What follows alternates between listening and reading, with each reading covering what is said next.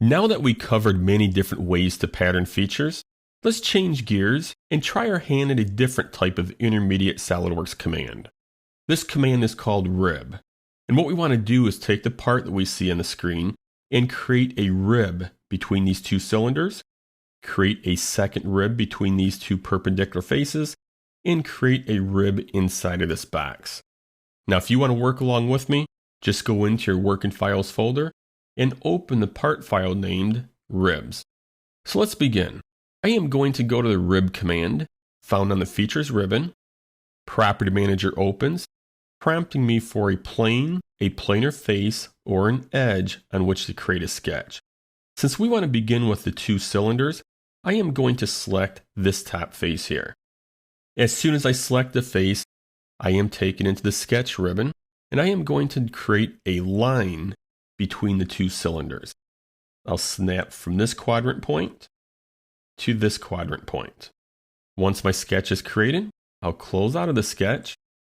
Property Manager for the rib now opens. Now on the screen I see a preview of two yellow lines here, and then I see an arrow. And this arrow is pointing in the direction for the new rib. Now this arrow is pointing in the wrong direction. I want the arrow to be pointing in a downward direction. So I'm going to go back to the Property Manager, and under Extrusion Direction, I will select Normal to Sketch. Now if the arrow was pointing upward instead of downward, I would simply check or uncheck the Flip Material Side box. Going back to the screen, notice the two yellow lines outside of the original sketch line. That's because my thickness is being applied to both sides, and my thickness is currently set at 10 millimeters. So that is 5 millimeters on each side of my sketch line. I can change it to first side. Notice the preview update on the screen, or I can select second side. Again, notice the preview update. I am going to put it back to both sides.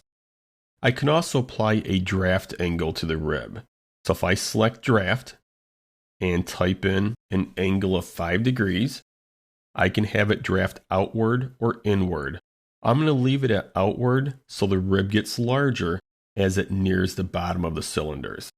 I'm going to close out of the rib Property Manager, and notice I have a rib on the screen and it's wider at the bottom of the rib.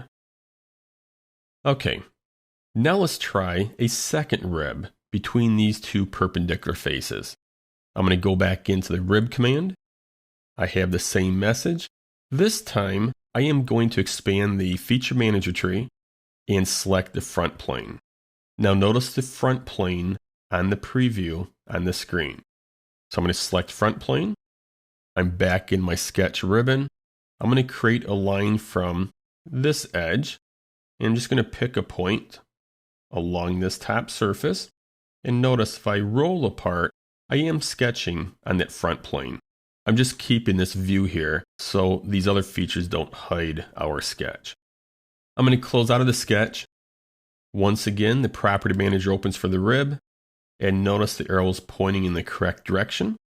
So I'm simply going to click the green check mark, and I now have a rib between those two perpendicular faces. The third rib that we're going to create is going to be inside of this box here. But before we do that, notice the model consisted of plane 1. I am going to show this plane 1. This plane 1 was created parallel to this bottom face, which is a top plane, and 30 millimeters above it.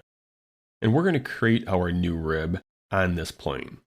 So I'm going to go into the rib command a third time. I'll select plane 1 as my sketch plane.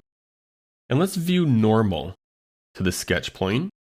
And I'm going to go into the line command and just draw 3 lines randomly, just to show you how versatile this rib command is. I'm going to close out of the sketch. Let's go back to an isometric view and zoom up on the box. Now if we look at the arrow, it is pointing in an outward direction. Now I'm going to leave it in that direction and close out of the rib 3 command. And notice the preview. It basically adds a shelf inside of that box. I am going to edit rib 3. Let's change the direction of the arrow. Close out of rib 3. And once again, notice the preview. Let's edit the rib 3 one last time. And this time, we will create the rib normal to the sketch. Now it looks like the arrow is going in the wrong direction. So I'm going to go back to Property Manager and uncheck Flip Material Side. I'll close out of rib 3. And I now have a rib normal to the sketch. So you can see just how versatile this rib command actually is.